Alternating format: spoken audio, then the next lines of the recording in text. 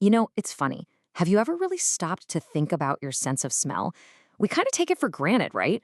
But what if I told you this forgotten sense might actually hold a critical key to the health of our brain? I mean, seriously, what if the secret to a stronger memory was quite literally right under your nose? It sounds almost too simple to be true, but the science is starting to show a connection that is way more powerful than we ever thought. Today, we're going to dive into that incredible link between what we smell and what we remember. So here's what makes smell so unique. Unlike your eyes or your ears, which have to send information through a bunch of different processing centers in the brain, your sense of smell has a direct line, a kind of superhighway, straight to the parts of your brain that handle memory and emotion, like the hippocampus. And this is where it gets really serious. Check out this number. A huge analysis found that even a minor dip in your ability to smell is linked to an 18% higher risk of cognitive decline. So this isn't just some quirky fact. It's a genuine clinical warning sign. And that really gets to the heart of the problem, doesn't it? We tend to completely ignore our sense of smell. But because of its direct link to our brain's core functions, not paying attention to it could be a really serious mistake. Okay, so if losing our sense of smell is a red flag, the next logical question is there anything we can actually do about it? Well, the good news is the answer seems to be a big yes, and the solution is way simpler than you might imagine. It's called olfactory training. Now, the whole idea behind this is built on a really cool concept called neuroplasticity. It's just a fancy word for the brain's amazing ability to change and rewire itself. The thinking is, if we intentionally expose our brain to specific smells over and over again, we can actually stimulate and strengthen those neural pathways. So, what does this actually look like in real life? Honestly, it's surprisingly simple. You just pick a few distinct scents, like rose or lemon, and you mindfully smell them a couple of times every day. The key is just being consistent with it for a few months. And the best part, it's cheap, it's easy, and you can do it from your own home. But of course, the million-dollar question is, does this stuff really work, or is it just a nice idea? Well, to figure that out, researchers conducted a massive review, digging through mountains of studies to find the most solid evidence out there. And I mean, they were rigorous. They started with almost 500 different studies and filtered them all the way down to just the 10 best, most high-quality ones. So what we're about to look at isn't just guesswork. It's based on the best science available.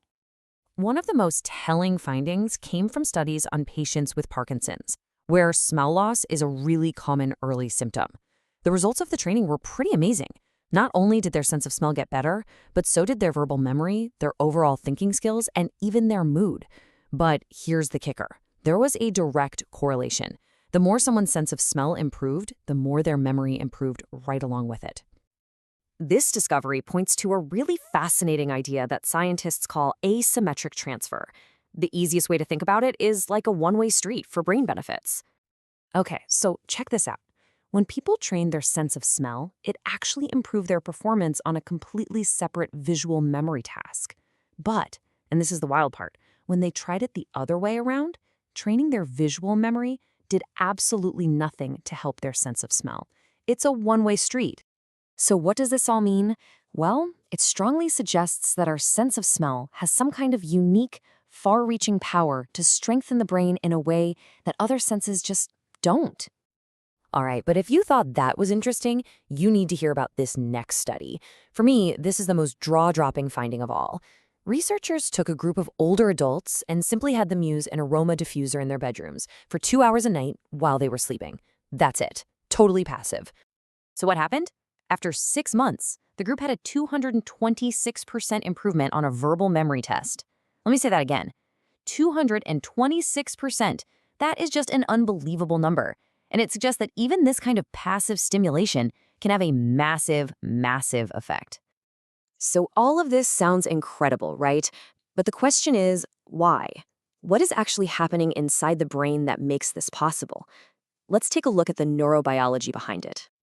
It looks like this olfactory training is quite literally remodeling the brain. The science suggests it actually helps promote the birth of new neurons, it can increase the physical size of key memory centers, and it strengthens those superhighways connecting what we smell to what we remember. It's like a workout for your brain. So the evidence is pretty exciting, no doubt about it. But before we get totally carried away, let's just take a breath and get a quick dose of reality to understand what this all means in the real world. I think this quote from the original review really sums it up perfectly. Olfactory training is emerging as a safe, cheap, and non-drug tool. And notice the words they use. It's a support strategy. This isn't a magic cure-all, but it is a very, very promising one for overall brain health. And, we have to be honest about how certain we are about these claims. For improving the actual sense of smell, the evidence is pretty solid. Let's call it a moderate level of certainty. But for the benefits to things like cognition and mood, the certainty is still in the low to moderate range. So it's promising for sure, but not yet definitive. And of course, that's just how science works. The review is very clear that a lot of these studies are still pretty small, and they all use slightly different methods, which makes them hard to compare. So while the early signs are fantastic, we definitely need more large-scale research to really nail down these conclusions. Which leaves us with one final big question to think about.